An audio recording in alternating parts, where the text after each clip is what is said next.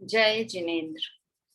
तीन भुवन में सार वीतराग विज्ञानता, शिव स्वरूप शिव कारणमहु त्रियोग संभारिके। पंडित दौलत राम जी कृत 6 डाला ग्रंथ पर चर्चा चल रही है। उसमें हम 4 शिक्षा व्रतों पर चर्चा कर रहे हैं। कौन कौन से 4 शिक्षा व्रत होते हैं? सामायिक, प्रोषधोपवास, भोगोपभोग परिमाण और चौथा है अतिथि संविभाग। उसमें हमारी सामायिक शिक्षा व्रत की बात कल पूर्ण हो चुकी थी। बहुत अच्छे से हमने सामायिक क्या होता है, कैसे करना चाहिए, विधि क्या है, क्यों करना चाहिए, सारी चीजों पर चर्चा की थी। आज हम दूसरे नंबर का शिक्षा व्रत पढ़ते हैं, जिसका की नाम है प्रोषधोपवास शिक्षा व्रत। ये क्यों करते हैं? देखो, ये करते हैं अपनी कषाय की मंदता होती है। ये चारों जितने भी 12 तरह के व्रत है ना, ये सभी व्रत करते हैं तो इससे कषायों की मंदता होती है। और दूसरा, एक बाहर में बहुत अच्छे से इसकी प्रभावना होती है ना। कोई कहते हैं ना कि हम प्रभावना सिर्फ धन आदि देकर ही नहीं करते हैं, हमारा जीवन कैसा है इससे भी हम धर्म की प्रभावना करते हैं, है ना। और धर्म के ऊपर दूसरे लोग लांछन लगाए, ऐसे कार्य भी हमारे व्यवहार से होते हैं। जैसे कि हम बहुत ज्यादा कोई व्यापार करते हो और बहुत ज्यादा चीटिंग करें, बहुत कम नापें, कम तोलें, ऐसे नाप तोल में, तो क्या कहते हैं कि देखो ये जैनी लोग ऐसे ही होते हैं, है ना। और कई बार अपन बताते हैं ना, जैसे कि ट्रेन वगैरह में जा रहे हैं हम और दिन से भोजन कर रहे हैं, तो सामने वाला अपने आप ही पूछेगा, अरे आप जैनी है क्या? तो ये आपने जैन धर्म की प्रभावना की, आपके व्यवहार से उसे समझ में आ गया कि आप जैनी हैं। लोग जैनियों के साथ बिजनेस करना चाहते हैं। क्यों करना चाहते हैं? कि जो जैनियों को ऑनेस्ट मानते हैं, ईमानदार मानते हैं कि जैनी है तो ये धोखा नहीं देगा ना। तो हमारे व्यवहार से हमको क्या लगता है कि प्रभावना करनी है हमें, तो हम बहुत पैसा दान में देंगे तो प्रभावना होगी जैन धर्म की, है ना। बड़ी बड़ी धर्मशालाएं बनवाएंगे और भोजनशाला बनवाएंगे, तो किंतु सबसे बड़ी प्रभावना तो हमारे व्यवहार से होती है।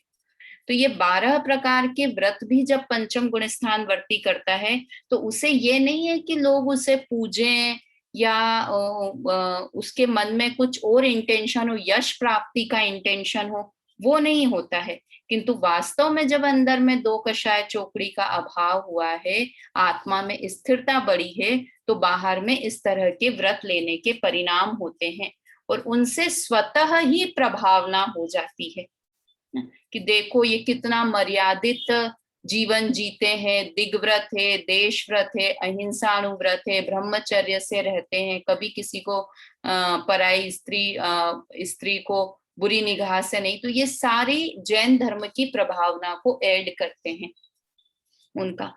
तो वास्तव में बहुत, क्योंकि मुनिराज तो हैं ही, मुनिराज तो चलते फिरते सिद्ध है, मुनिराज को देखकर तो धर्म की प्रभावना होती ही है। किंतु गृहस्थ का भी ऐसा आचरण है, ऐसा जानकर लोग प्रभावित होते हैं जैन धर्म से। ये उनके लिए कोई फायदे की बात नहीं है, किंतु इन जनरल मैं बता रही हूँ कि इस तरह से प्रभावना होती है। तो आज हमको पढ़ना है प्रोषधोपवास व्रत, है ना। कौन सा है? ये शिक्षा व्रत है। और क्यों है शिक्षा व्रत? क्योंकि इसमें मुनि बनने की शिक्षा मिलती है। मुनि में किस तरह के व्रत पालन करने हैं उसकी प्रैक्टिस यहाँ पर ये करते हैं 5वें गुणस्थान वर्ती। क्योंकि अब 5वें गुणस्थान के बाद 6ठा गुणस्थान है ही मुनिराज का, बीच में कोई गैप नहीं बचा है। बस 5वें से 6ठे गुणस्थान में आए कि मुनि व्रत के पालन के भाव हो जाते हैं। तो यहाँ पर कल हमने एक बार पहले 14 नंबर का छंद पढ़ते हैं, फिर प्रोषधोपवास क्या होता है उसकी चर्चा करते हैं। धर उर समता भाव सदा सामायिक करिए, पर्व चतुष्टय माहि पाप तज प्रोषद धरिए, भोग और उपभोग नियम धरि ममत निवारे, मुनि को भोजन देय फेर निज करई आहारे। क्या लिखा? ये पहली लाइन तो हमने पढ़ ली थी सामायिक की, कि समता भाव को धारण कर कर सामायिक करना, वो क्या है? सामायिक शिक्षा व्रत है। अब दूसरी नंबर की लाइन है, पर्व चतुष्टय माही पाप तजी प्रोषद धरिये। पर्व चतुष्टय, तो कौन से 4 पर्व होते हैं? दिवाली, अक्षय तृतीया और वीर शासन जयंती, ऐसे 4 पर्व। कि नहीं, जो महीने में 4 पर्व आते हैं, कौन से 4 पर्व? 2 अष्टमी और 2 चतुर्दशी, उन्हें क्या कहते हैं? चतुष्टय पर्व कहते हैं। मानते हैं हम अष्टमी आई कि पर्व आया है कोई? चतुर्दशी आई तो पर्व आया है कोई? मानते ही नहीं। हमको तो लगता है ठीक है, तिथियों जैसी तिथि चल रही है। कई लोग अभी भी करते हैं और करना भी चाहिए। हम लोग भी अपनी शक्ति के अनुसार एकाशन करते हैं, हरी नहीं खाते हैं, बाहर का नहीं खाते हैं, अपनी शक्ति के अनुसार सब लोग करते ही हैं। किंतु इसमें क्या होता है, जब प्रोषदोपवास हुआ तो नियम पूर्वक करते हैं। क्या करते हैं अभी उसकी बात करेंगे। जो भी चीज का नियम लिया वैसा नियम पूर्वक करना, वो प्रोषदोपवास शिक्षा व्रत कहलाता है। तो पर्व चतुष्टय कौन से हुए? 2 अष्टमी और 2 चतुर्दशी, उन्हें कहते हैं पर्व चतुष्टय। अब पर्व भी, ये अष्टमी और चौदसी क्यों है भाई? कि इसका भी महत्व है कि अष्टमी का रिलेशन किससे है? कि हमें 8 कर्म से रहित होना है। अष्टमी तिथि हमें इस चीज की याद दिलाती है। क्या याद दिलाती है अष्टमी तिथि? कि हमें 8 कर्मों से रहित होना है, ये याद दिलाती है अष्टमी। और चतुर्दशी क्या याद दिलाती है? कि हमें चतुर्दश गुणस्थान पार करके गुणस्थानातीत सिद्ध दशा को प्राप्त करना है। और ये शाश्वत पर्व है अष्टमी और चतुर्दशी। अभी आप लोग, हम पंचम काल में इस समय एकाशन करते हैं, ऐसा है। चौथे काल में भी अष्टमी और चतुर्दशी का महत्व था, शाश्वत पर्व कहे जाते हैं ये। तो अगर नहीं करते हैं तो अपनी शक्ति के प्रमाण जितना बने एकाशन करो। बाहर का छोड़ सकते हैं, बाहर का छोड़ो, हरी छोड़ो। क्योंकि इस बहाने हम प्रैक्टिस जो अपन करते हैं ना, पर्यूषण में सारी चीजें करते हैं, पर्यूषण में करते हैं ना, बाहर का नहीं खाते हैं, हरी नहीं खाते हैं, और उसके पीछे क्या रीजन रहता है? कि जीवों की कम से कम हिंसा हो। वनस्पति काय भी एक स्थावर जीव है ना। और आहार बनाना ही नहीं, कि उसके बनाने में भी हिंसा होती है और खाने में तो होती है, किंतु वो आरंभ में जो है ना, बोलते हैं ना उद्योगी हिंसा, वो भी होती है। तो इस तरह से ये अष्टमी और चतुर्दशी के दिन क्या करना? पाप तजी प्रोषद धरिये, पाप का त्याग करना, है ना। सबसे इंपॉर्टेंट कि किस लिए उपवास करना है? कि पाप का त्याग करने के लिए। और हम उपवास मतलब प्रोषदोपवास, नाम से ही समझ में आ रहा होगा उपवास, ना। तो किस लिए करा? कि यश प्राप्ति के लिए किया, सब लोग मुझे पूजेंगे इसलिए किया। और नहीं, आजकल तो एक नई फैशन चल गई है कि किस लिए करते हैं? कि थोड़ा वेट लॉस हो जाएगा। ये तो बहुत ही धार्मिक कार्य अपने शरीर पुष्ट के लिए करना। कई लोग ऐसे करते हैं ना कि रात्रि भोजन नहीं करना। वो अक्षय कुमार का आजकल बहुत आता है कि वो बहुत फिट एक्टर माना जाता है। तो क्या अक्षय कुमार क्या बोलता है भाई? कि शाम को भोजन कर लो, 6 बजे तक भोजन कर लेना चाहिए, इससे बहुत अच्छी हेल्थ रहती है। और सुबह उठ के फिर खाओ, रात को खाने के और इसके बीच में गैप रहना चाहिए। तो वो तो शारीरिक उससे करते हैं, किंतु हमारा जैनियों का मुख्य उद्देश्य क्या होता है? जीवों की रक्षा हो, हमारी भोजन के प्रति ग्रद्धता कम हो, जीवों की रक्षा हो, इसलिए किया जाता है। समझ में आ रहा है? तो इस तरह से यहाँ पे क्या कहा? कि पाप के त्याग के लिए हमने उपवास किया, तो मेरा वेट लॉस हो जाएगा इसलिए उपवास नहीं किया।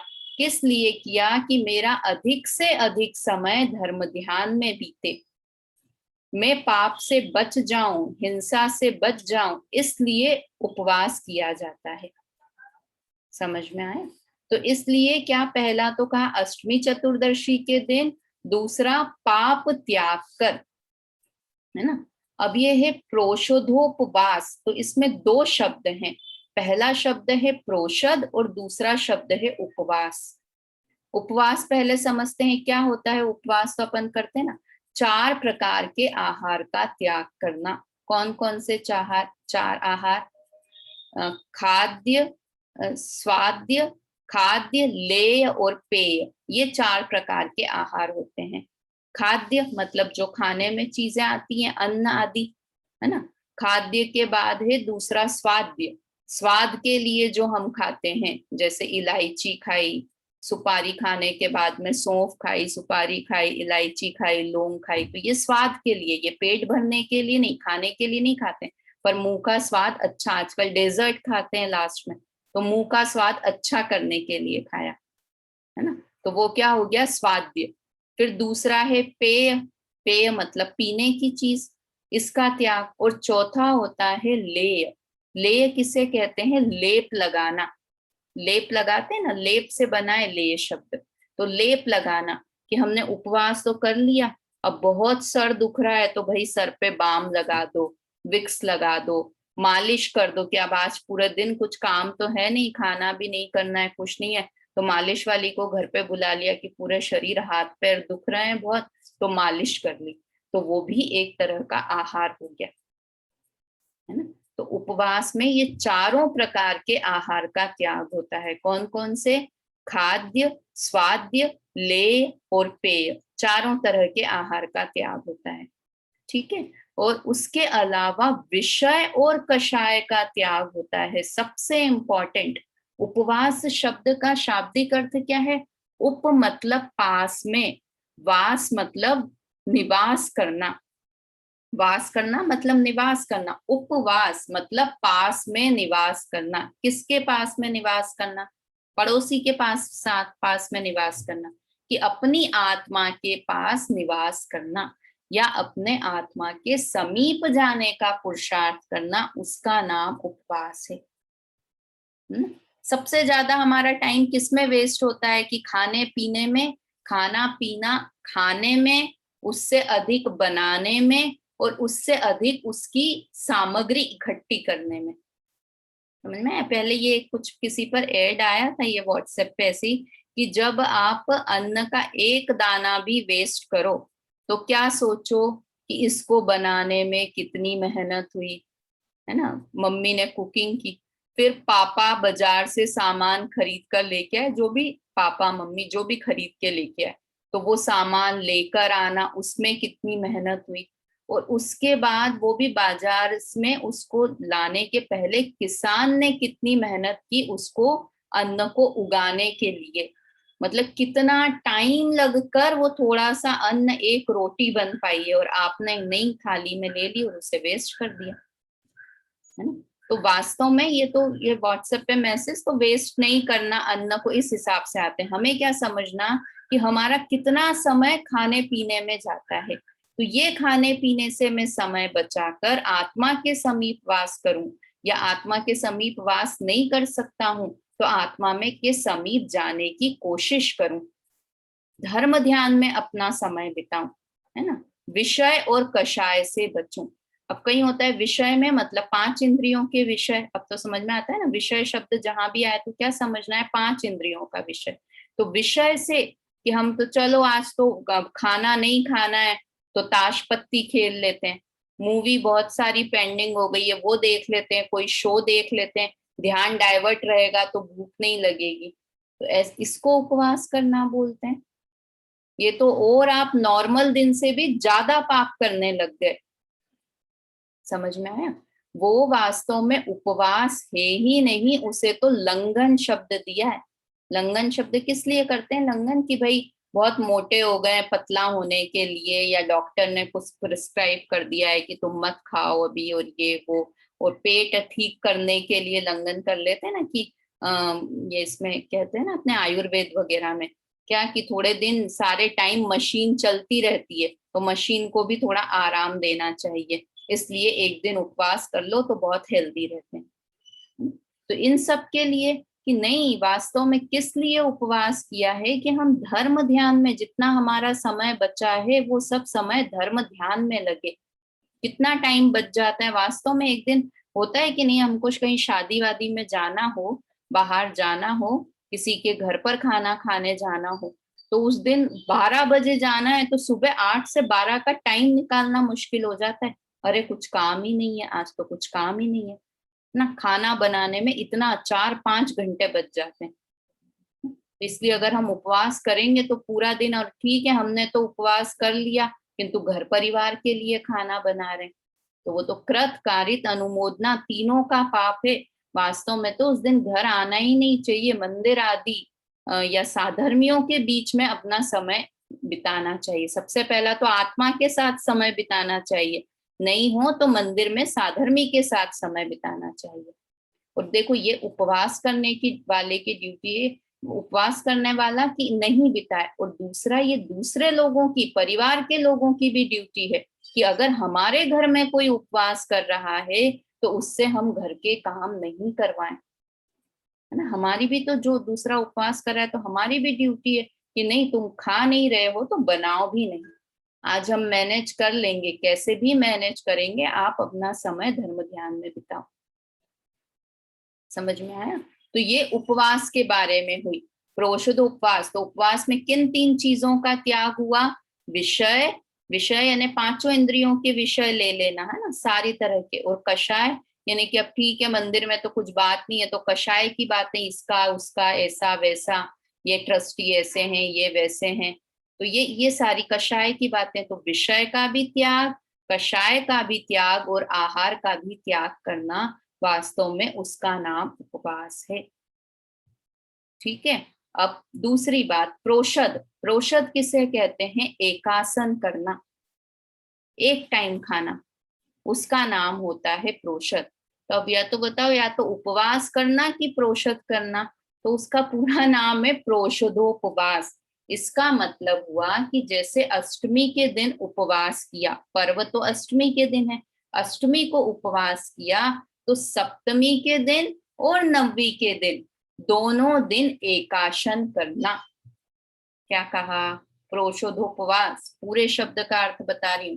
सप्तमी के दिन एकाशन, अष्टमी के दिन उपवास और नवमी के दिन वापस एकाशन ना, इसका नाम हुआ पूरा प्रोषदोपवास। फिर इसी तरह अष्टमी के बाद चतुर्दशी आई, तो चतुर्दशी के पहले 13 के दिन एकाशन, चतुर्दशी के दिन उपवास, और उसके बाद अमावस या पूर्णिमा जो भी आ रही है उस दिन वापस एकाशन। इसका नाम है प्रोषदोपवास।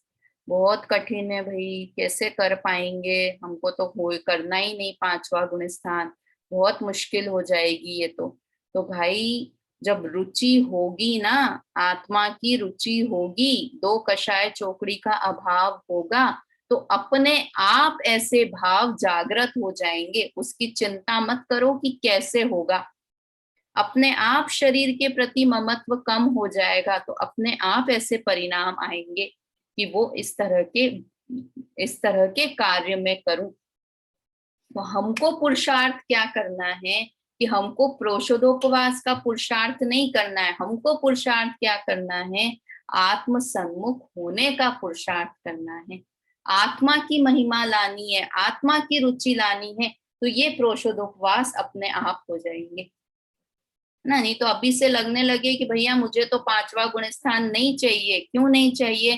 कि अरे बाप रे, 2 एकाशन, 1 उपवास, मतलब 3 दिन गए एक चीज करने में, एक व्रत करने में 3 दिन, और ऐसे 4 बार पर्व चतुष्ट है ना, महीने में 4 बार, 2 अष्टमी आएंगी, 2 चतुर्दशी आएंगी, 4 और 1 बार में 3 दिन गए, है ना, 2 दिन एकाशन, 1 दिन उपवास, तो 4 3 12 दिन, 12 दिन तो महीने के इस तरह से जाते हैं।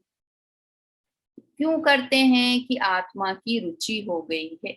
और बाद में जब मुनिराज बन गए तो कितने कितने दिन के भी उपवास वे आराम से कर लेते हैं, ये मुनि बनने की प्रैक्टिस कर रहे हैं यहाँ। तो समझ में आ रहा है। और वास्तव में कि आहार के प्रति ममत्व कम, शरीर से कम हो गया है ममत्व, और आहार के प्रति भी ममत्व कम, कि जैसा भी रूखा सूखा मिलेगा, जैसा भी मिलेगा, मुझे बहुत वैरायटी नहीं चाहिए कि अब अगले दिन उपवास है तो एक दिन पहले पाड़ना होता है, क्या धाड़ना होता है, पाड़ना होता है, उस दिन बहुत सारा खा लें, आज सारी चीजें, हलवा भी, दाल बाटी भी बना के खा लें, हलवा भी खा लें, ये भी खा लें, वो भी खा लें। तो ये सब नहीं, उसकी वास्तव में भोजन के प्रति आसक्ति खत्म हो गई है और आत्मा के प्रति आसक्ति हो गई है, तो इस तरह के परिणाम उसके होते हैं। तो अब पूरी शब्दों के अर्थ समझ में आ गए कि देखिए अपन स्क्रीन पे देखते हैं क्या लिखा था। पर्व चतुष्टय माहि पाप तजी प्रोषद धरिये। पर्व चतुष्टय मतलब अष्टमी चतुर्दशी के दिन पाप का त्याग करके प्रोषद धरिये। प्रोषद में दोनों ही, कि प्रोषदोपवास मतलब प्रोषदो, ये देखो ये यहाँ पे अर्थ में लिखा है ना, प्रोषदोपवास करना, तो दोनों चीजें, प्रोषद करना मतलब कम एकाशन करना, और उपवास करना मतलब पर्व के दिन उपवास करना, इस तरह से धारण करना, उसे कहते हैं प्रोषदोपवास शिक्षा व्रत। ठीक है, पहले अब इसका अपन अन्वयार्थ में देख लें, या मुझे लगता है एक और व्रत ले लेते हैं अपन, एक और शिक्षा व्रत। भोग और उपभोग नियम करी ममत निवारे, है ना, भोग और उपभोग का नियम कर लेना, है ना, और ममत्व का निवारण करना। ममत निवारे, ममत्व का भोग और उपभोग का नियम करना और ममत्व को निवारण करना, उसका नाम क्या है? भोगोपभोग परिमाण शिक्षा व्रत। अब ये क्या हुआ कि जो परिग्रह परिमाण व्रत था वो क्या था? आजीवन के लिए था, है ना। जो परिग्रह परिग्रह परिमाण व्रत में क्या किया था कि आजीवन में लाख 10 लाख रुपए ही रखूंगा, उससे ज्यादा नहीं रखूंगा, है ना, वो परिमाण किया परिग्रह का। या मैं 10 कपड़े ही रखूंगा, उससे अधिक नहीं रखूंगा, ये भोगोपभोग का ये परिग्रह परिमाण था। और वो कब तक के लिए मर्यादा थी? कि जीवन पर्यंत के लिए थी। ठीक है, अब क्या किया, अष्टमी ये आई, पर्युषण आए, तो उसमें क्या किया, जितनी परिग्रह परिमाण में जितना व्रत जितनी लिमिट रखी थी उसको भी और लिमिट में कर ली। जैसे अपन ने दिग्व्रत देश व्रत पढ़ा था ना, कि दिग्व्रत जीवन पर्यंत के लिए होता है, देश व्रत उससे कम मर्यादा के लिए होता है। और दिग्व्रत में जितनी सीमा की थी उसकी सीमा और कम करके देश व्रत में और लिमिटेड कर ली। सेम वैसा ही भोगोपभोग परिमाण व्रत और परिग्रह परिमाण व्रत में। परिग्रह परिमाण व्रत में मान लो मैंने 10 कपड़े रखे थे, तो भोगोपभोग परिमाण में क्या होगा कि मैं ये 10 दिनों के लिए सिर्फ 2 ही कपड़े पहनूंगा, है ना, 2 या 3 जोड़ी की, एक धोए एक पहने, एक धोए एक पहने, इस तरह से, समझ में। और भोग और उपभोग का परिमाण करना, भोग किसे कहते हैं?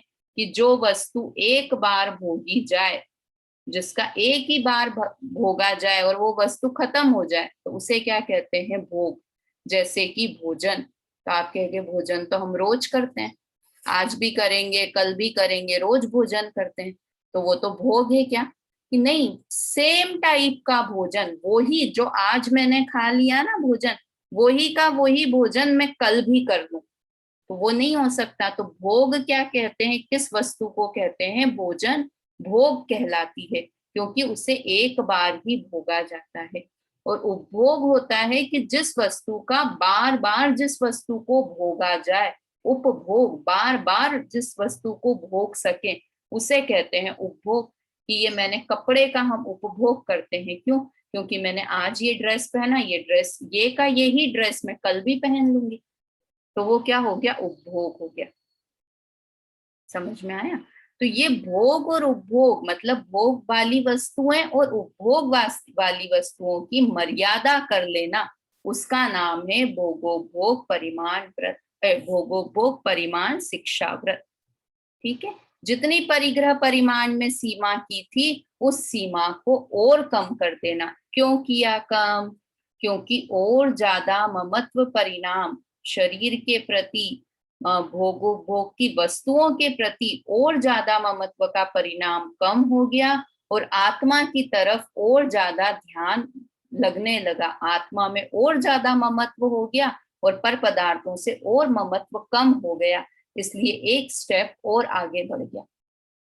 और वास्तव में कि मुनिराज बनना है तो मुनिराज के पास तो कितने परिग्रह रहते हैं, कि सिर्फ कुछ भी परिग्रह नहीं, पीछी, कमंडल और शास्त्र, ये 3 चीज ही रहती है ना। तो धीरे धीरे धीरे धीरे करके और परिग्रह को परिमाणित करना और परिग्रह को कम करते जाना, उसका नाम है भोगोपभोग परिमाण व्रत। समझ में आ रहा है? देखिए अब अपन इसमें से देख लेते हैं एक बार। इसमें क्या लिखा, भोग और उपभोग नियम करी ममत निवारे। मुख्य शब्द है ममत्व निवारे, कि ममता का त्याग करना उन भोगों के प्रति, उन पदार्थों के प्रति जो भोग और उपभोग के पदार्थ थे, कि छोड़ तो दिया मैंने आज कि मैं इतनी ही मर्यादा, मेरे पास लाख रुपए ही रखूंगा, किंतु पूरे दिन वही चिंतन कि अरे लाख रुपए में कैसे महीना निकलेगा, मैं एक मंथ कैसे निकाल सकता हूँ लाख रुपए में, आजकल आता ही क्या है।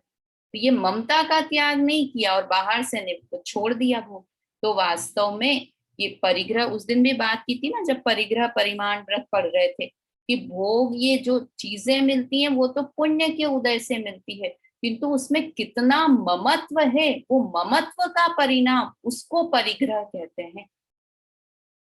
नहीं तो क्या हो जाएगा कि सारे अमीर को तो बहुत परिग्रह का पाप लगेगा और जो गरीब लोग हैं उनके तो 5 पाप में से 4 पाप ही रह जाएंगे। हिंसा, झूठ, चोरी, कुशील 4 ही रह जाएंगे। परिग्रह नाम का तो पाप ही नहीं है भिखारी को।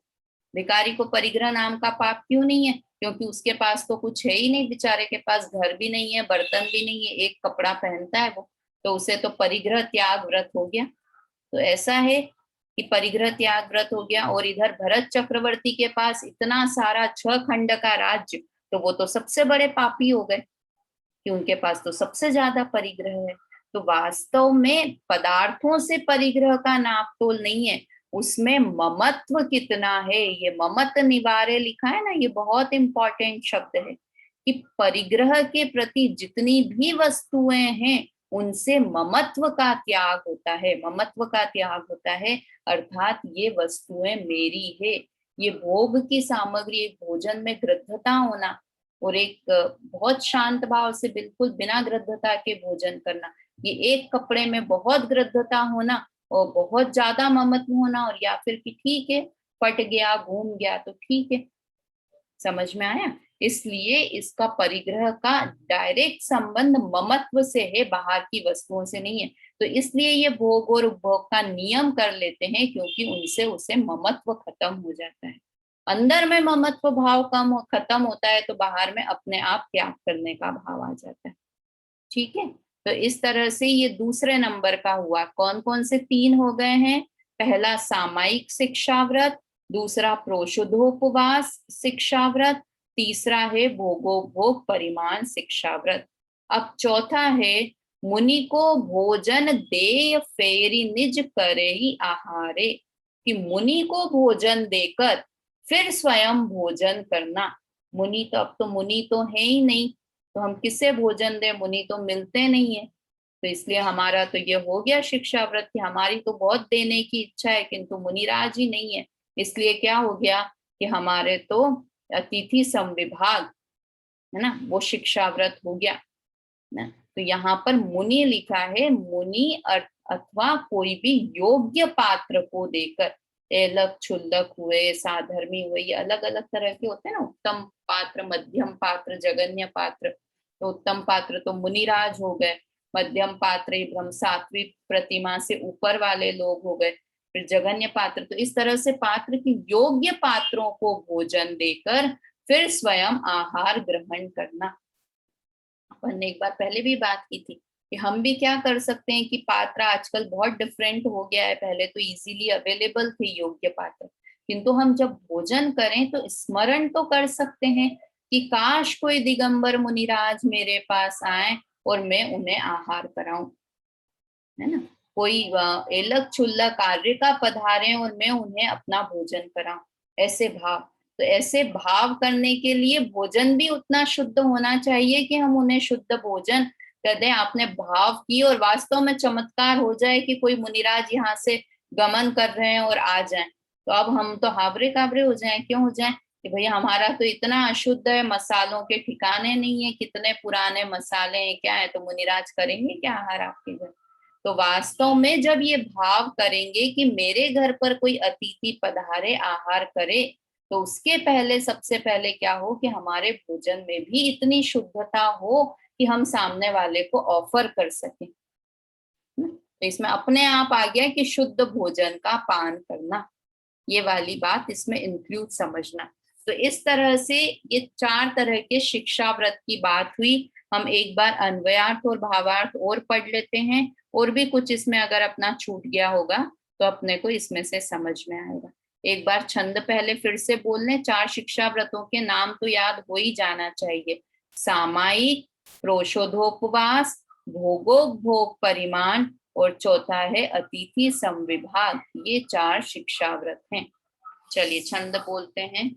धर उर समता भाव सदा सामायिक करिए, पर्व चतुष्टय माहि पाप तज प्रोषद धरिए, भोग और उपभोग नियम धरि ममत निवारे, मुनि को भोजन देय फेर निज करे आहारे।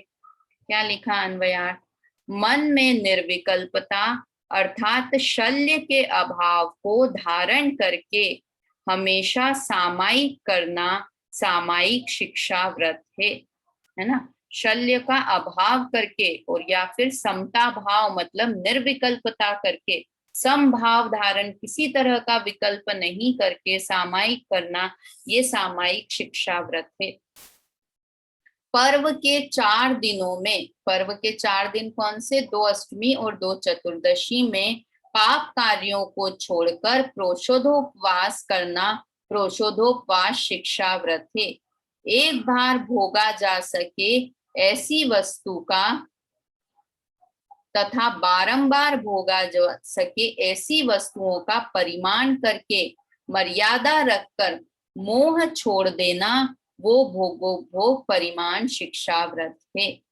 फिर वीतरागी मुनिराज को आहार देकर फिर स्वयं भोजन करना, वो अतिथि समविभाग शिक्षा व्रत है।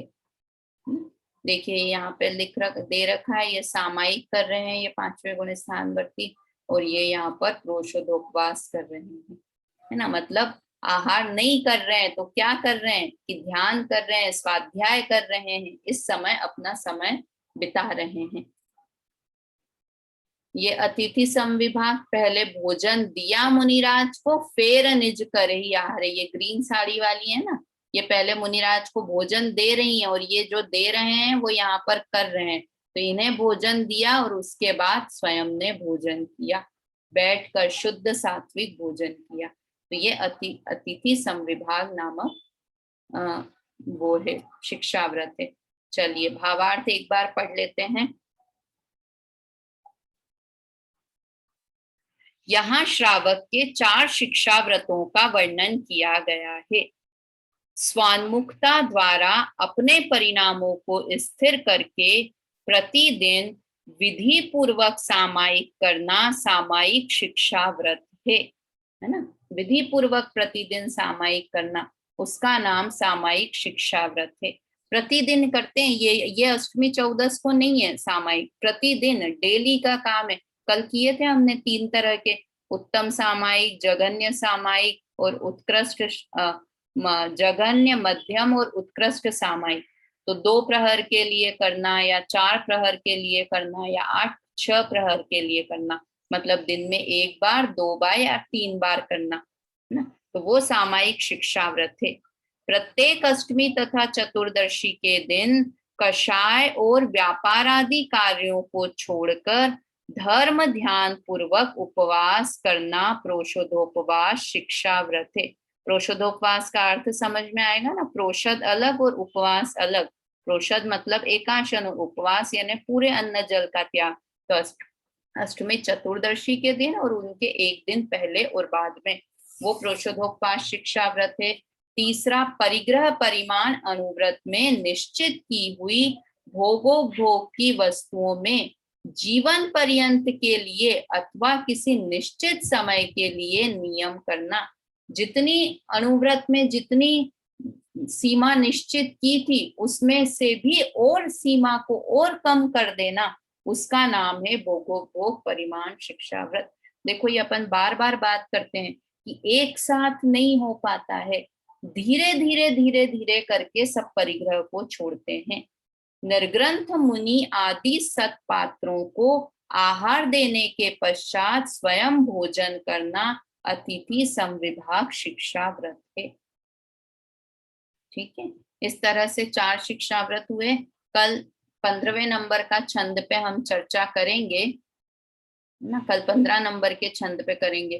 तो क्या तरह के हमने ये 4 शिक्षा व्रत पढ़े, और इनमें सब में आप बार बार देख रहे हैं कि क्या चीज है कॉमन, कि धीरे धीरे धीरे करके सबका त्याग कर रहे हैं।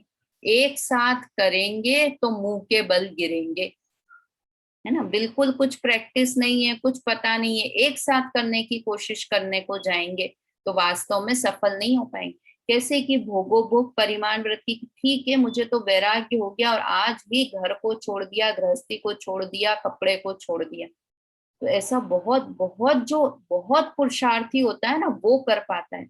नहीं तो जनरल में मार्ग क्या है कि धीरे धीरे करके, वास्तव में इतने अनादिकाल का परिग्रह से प्यार है ना, अनादिकाल से परिग्रह के प्रति ममत्व भाव है, ममता भाव है, तो वो धीरे धीरे धीरे करके छोड़ा जाता है। तो इस तरह से ये पंचम गुण स्थान वर्ती 12 व्रतों का पालन करता है। 12 व्रत के नाम याद हो गए होंगे सबको, हो गए? सुनीता आंटी याद हुए 12 व्रतों के नाम? एक बार बोल लेते हैं अपन साथ में, आप लोग साथ में। पहले तो 3 हिस्से में बांटेंगे, कौन कौन से? 5 अणुव्रत, फिर 3 गुण व्रत और तीसरा 4 शिक्षा व्रत। 5 अणुव्रत कौन से? 5 पाप के उल्टे, अहिंसाणुव्रत, सत्याणुव्रत, अचौर्याणुव्रत, ब्रह्मचर्य अणुव्रत और परिग्रह परिमाण अणुव्रत। ये 5 अणुव्रत हुए। इनको पुष्ट करने के लिए 3 गुण व्रत, कौन कौन से? दिग्व्रत, देशव्रत और अनर्थ दंड व्रत। ये क्या हुए? 3 गुण व्रत। अब इसके आगे और एक स्टेप आगे कि अब मुनि बनने की शिक्षा देने वाले जो व्रत हैं वो 4 शिक्षा व्रत, कौन कौन से? सामायिक सामायिक प्रोषधोपवास, भोगोपभोग परिमाण और चौथा है अतिथि संविभाग शिक्षा व्रत। तो ये इस तरह से 12 व्रतों का पालन 5वें गुण स्थान वर्ती श्रावक करते हैं। ठीक है, हमें भी अपनी शक्ति के अनुसार इन व्रतों को करने की कोशिश करनी चाहिए, पर पहले उससे भी पहले सम्यक दर्शन, सम्यक ज्ञान प्राप्त करने की कोशिश करनी चाहिए। ठीक है, अब एक अंतिम छंद हमारा बचा है 15 नंबर का छंद, जिसमें इन व्रतों में अतिचार कैसे लगते हैं उसकी बात हम करेंगे। और एक क्लास और लगेगी जिसमें कि हम क्या चर्चा करेंगे कि पूरा ढाल का, चौथी ढाल का रिवीजन कर लेंगे। इस तरह से ये 2 क्लासेस और लगेंगी और हमारी चौथी ढाल पूरी कंप्लीट हो जाएगी। एक रिवीजन क्लास और एक कल जो करना है कि इन 12 व्रतों में किस तरह के अतिचार लग जाते हैं उसकी चर्चा हम करेंगे। अभी समय हो गया है, जिनवाणी स्तुति हम लोग बोल लेते हैं। निज निधि निज में बताई, यह अनंत उपकार है, इसके लिए जिन वाणी माँ को वंदना शत बार है, वंदना शत बार है। जय जिनेंद्र।